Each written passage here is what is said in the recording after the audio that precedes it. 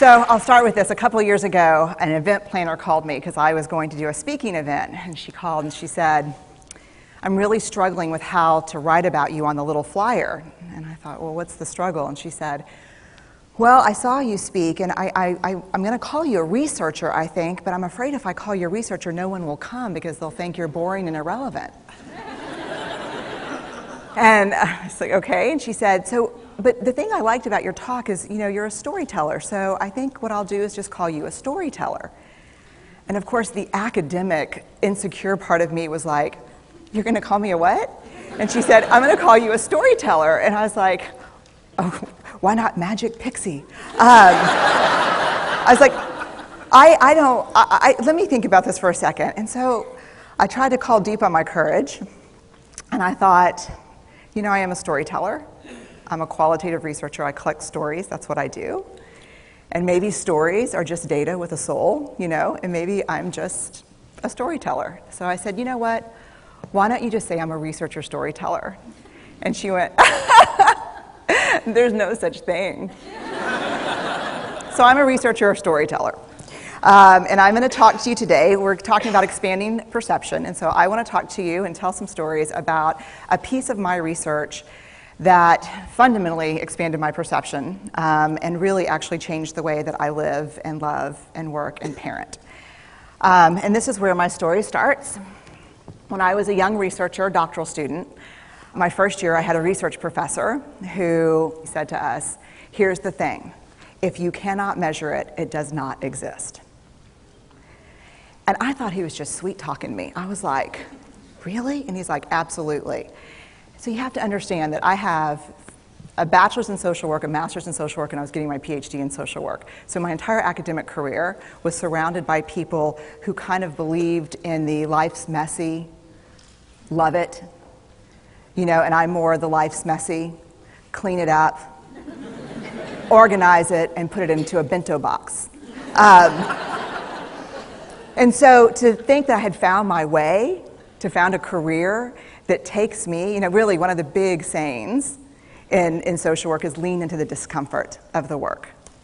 And I'm like, knock discomfort upside the head and move it over and get all A's. That was my mantra. So I was very excited about this. And so I thought, you know what? This is the career for me because I am interested in some messy topics, but I want to be able to make them not messy. I want to understand them. I want to hack into these things that I know are important and lay the code out for everyone to see.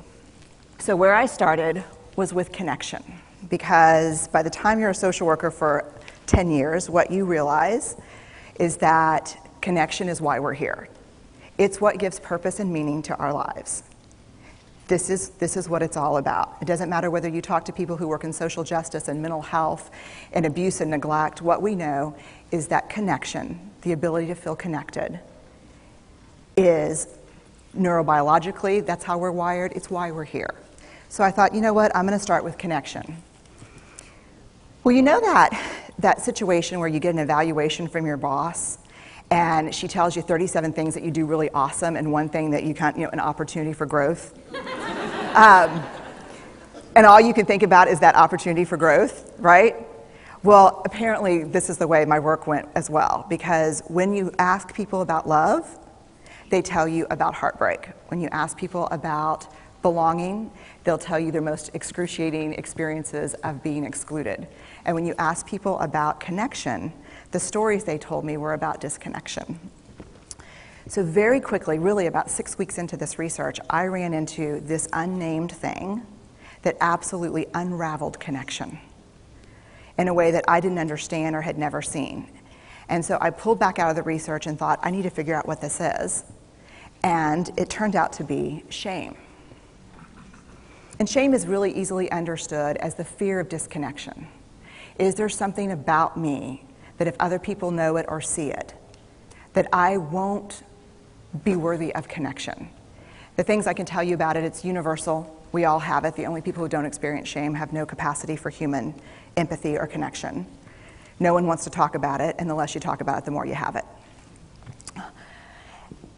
What underpinned this shame, this I'm not good enough, which we all know that feeling. I'm not blank enough. I'm not thin enough, rich enough, beautiful enough, smart enough, promoted enough. The thing that underpinned this was excruciating vulnerability. This idea of, in order for connection to happen, we have to allow ourselves to be seen, really seen. And you know how I feel about vulnerability. I hate vulnerability. And so I thought, this is my chance to beat it back with my measuring stick. I'm going in, I'm gonna figure this stuff out, I'm gonna spend a year, I'm gonna totally deconstruct shame, I'm gonna understand how vulnerability works, and I'm gonna outsmart it. So I was ready, and I was really excited. As you know, it's not gonna turn out well. You know this. So I could tell you a lot about shame, but I'd have to borrow everyone else's time. But here's what I can tell you that it boils down to. And this may be one of the most important things that I've ever learned in the decade of doing this research. My 1 year has turned into 6 years, thousands of stories, hundreds of long interviews, focus groups. At one point, people were sending me journal pages and sending me their stories, thousands of pieces of data. And 6 years. And I kind of got a handle on it. I kind of understood this is what shame is, this is how it works. I wrote a book, I published a theory, but something was not okay. And what it was is that if I roughly took the people I interviewed and divided them into people who really have a sense of worthiness, that's what this comes down to, a sense of worthiness. They have a strong sense of love and belonging. And folks who struggle for it, and folks who are always wondering if they're good enough. There was only one variable that separated the people who have a strong sense of love and belonging and the people who really struggle for it, and that was the people who have a strong sense of love and belonging believe they're worthy of love and belonging. That's it. They believe they're worthy. And to me, the hard part of the one thing that keeps us out of connection is our fear that we're not worthy of connection, was something that personally and professionally I felt like I needed to understand better. So what I did is I took all of the interviews where I saw worthiness, where I saw people living that way, and just looked at those. What do these people have in common? And I have a slight office supply addiction, but that's another talk. So I had a manila notebook, a manila folder, and I had a Sharpie, and I was like, what am I going to call this research? And the first words that came to my mind were wholehearted. These are kind of wholehearted people living from this deep sense of worthiness. So I wrote at the top of the manila folder, and I started looking at the data. In fact, I did it first in this in a 4-day, very intensive data analysis where I went back, pulled these interviews, pulled the stories, pulled the incidents. What's the theme? What's the pattern? My husband left town with the kids because I always go into this kind of Jackson Pollock crazy thing where I'm just like writing and going and kind of just in my researcher mode. And so here's what I found. What they had in common was a sense of courage. And I want to separate courage and bravery for you for a minute. Courage, the original definition of courage, when it first came into the English language, it's from the Latin word cur, meaning heart. And the original definition was to tell the story of who you are with your whole heart. And so these folks had, very simply, the courage to be imperfect. They had the compassion to be kind to themselves first and then to others, because as it turns out, we can't practice compassion with other people if we can't treat ourselves kindly. And the last was they had connection, and this was the hard part, as a result of authenticity. They were willing to let go of who they thought they should be in order to be who they were, which is, you have to absolutely do that for connection. The other thing that they had in common was this. They fully embraced vulnerability. They believed that what made them vulnerable made them beautiful. They didn't talk about vulnerability being comfortable, nor did they really talk about it being excruciating, as I had heard earlier in the shame interviewing. They just talked about it being necessary. They talked about the willingness to say I love you first. The willingness to do something where there are no guarantees. The willingness to breathe through waiting for the doctor to call after your mammogram. The willing to invest in a relationship that may or may not work out. They thought this was fundamental. I personally thought it was betrayal. I could not believe I had pledged allegiance to research, where our job, the definition of research is to control and predict, to study phenomenon for the explicit reason to control and predict. And now my mission to control and predict had turned up the answer that the way to live is with vulnerability and to stop controlling and predicting. This led to a little breakdown, which actually looked more like this. And it did. It led to I call it a breakdown, my therapist calls it a spiritual awakening. Spiritual awakening sounds better than breakdown, but I assure you it was a breakdown. And I had to put my data away and go find a therapist. Let me tell you something. You know who you are when you call your friends and say, I think I need to see somebody. Do you have any recommendations? Because about 5 of my friends are like, woo, I wouldn't want to be your therapist. And I was like, what does that mean? And they're like, I'm just saying, don't bring your measuring stick. I was like, okay. So I found a therapist. My first meeting with her, Diana, I brought in my list of the way the wholehearted live. And I sat down, and she said, how are you? And I said, I'm great, I'm okay. And she said, what's going on? And I said, and this is a therapist who sees therapists, because we have to go to those because their BS meters are good. And so I said, here's the thing, I'm struggling. And she said, what's the struggle? And I said, well, I have a vulnerability issue, and I know that vulnerability is kind of the core of shame and fear and our struggle for worthiness, but it appears that it's also the birthplace of joy, of creativity, of belonging, of love, and I think I have a problem, and I need some help. And I said, but here's the thing, no family stuff, no childhood shit, I just need some strategies.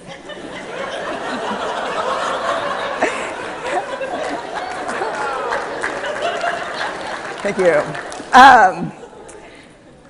So she goes like this. And then I said, it's bad, right? And she said, it's neither good nor bad. It just is what it is. And I said, oh my God, this is gonna suck. And it did, and it didn't. And it took about a year. And you know how there are people that, like, when they realize that vulnerability and tenderness are important, that they kind of surrender and walk into it? A, that's not me. And B, I don't even hang out with people like that. For me, it was a year-long street fight. It was a slugfest. Vulnerability pushed, I pushed back. I lost the fight, but probably won my life back. And so then I went back into the research and spent the next couple of years really trying to understand what the wholehearted, what the choices they were making, and what are we doing with vulnerability? Why do we struggle with it so much? Am I alone in struggling with vulnerability? No. So this is what I learned. We numb vulnerability. When we're waiting for the call, it was funny, I sent something out on Twitter and on Facebook that says, how would you define vulnerability? What makes you feel vulnerable? And within an hour and a half, I had 150 responses. Because I wanted to know, what's out there. Having to ask my husband for help because I'm sick and we're newly married. initiating sex with my husband, initiating sex with my wife, being turned down, asking someone out, waiting for the doctor to call back, getting laid off, laying off people. This is the world we live in. We live in a vulnerable world. And one of the ways we deal with it is we numb vulnerability. And I think there's evidence, and it's not the only reason this evidence exists, but I think that it's a huge cause. We are the most in debt, obese, addicted, and medicated adult cohort in US history. The problem is, and I learned this from the research, that you cannot selectively numb emotion. You can't say, here's the bad stuff. Here's vulnerability, here's grief, here's shame, here's fear, here's disappointment. I don't want to feel these. I'm going to have a couple of beers and a banana nut muffin. I don't want to feel these. And I know that's knowing laughter. I hack into your lives for a living. I know that's, God. You can't numb those hard feelings without numbing the other affects or emotions. You cannot selectively numb. So when we numb those, we numb joy. We numb gratitude. We numb happiness. And then we are miserable and we are looking for purpose and meaning. And then we feel vulnerable. So then we have a couple of beers and a banana nut muffin. And it becomes this dangerous cycle. One of the things that I think that we need to think about is why and how we numb. And it doesn't just have to be addiction. The other thing we do is we make everything that's uncertain certain. Religion has gone from a belief in faith and mystery to certainty. I'm right, you're wrong, shut up. That's it. Just certain. The more afraid we are, the more vulnerable we are, the more afraid we are. This is what politics looks like today. There's no discourse anymore. There's no conversation. There's just blame. You know how blame is described in the research? A way to discharge pain and discomfort. We perfect. If there's anyone who wants their life to look like this, it would be me. But it doesn't work, because what we do is we take fat from our butts and put it in our cheeks. Which just, I hope in 100 years people will look back and go, wow. You know. And we perfect, most dangerously, our children. Let me tell you what we think about children. They're hardwired for struggle when they get here. When you hold those perfect little babies in your hand, our job is not to say, look at her, she's perfect. My job is just to keep her perfect, make sure she makes the tennis team by 5th grade and Yale by 7th grade. That's not our job. Our job is to look and say, you know what? You're imperfect and you're wired for struggle, but you are worthy of love and belonging. That's our job. Show me a generation of kids raised like that and we'll end the problems I think that we see today. We pretend that what we do doesn't have an effect on people. We do that in our personal lives. We do that corporate, whether it's a bailout, an oil spill, a recall. We pretend like what we're doing doesn't have a huge impact on other people. I would say to companies, this is not our first rodeo, people. We just need you to be authentic and real and say, we're sorry, we'll fix it. But there's another way, and I'll leave you with this. This is what I have found. To let ourselves be seen, deeply seen, vulnerably seen. To love with our whole hearts, even though there's no guarantee. And that's really hard, and I can tell you as a parent, that's excruciatingly difficult. To practice gratitude and joy in those moments of kind of terror when we're wondering, can I love you this much? Can I believe in this passionately? Can I be this fierce about this? Just to be able to stop and instead of catastrophizing what might happen, to say, I'm just so grateful. Because to feel this vulnerable means I'm alive. And the last, which I think is probably the most important, is to believe that we're enough. Because when we work from a place, I believe, that says, I'm enough, then we stop screaming and start listening. we're kinder and gentler to the people around us, and we're kinder and gentler to ourselves. That's all I have.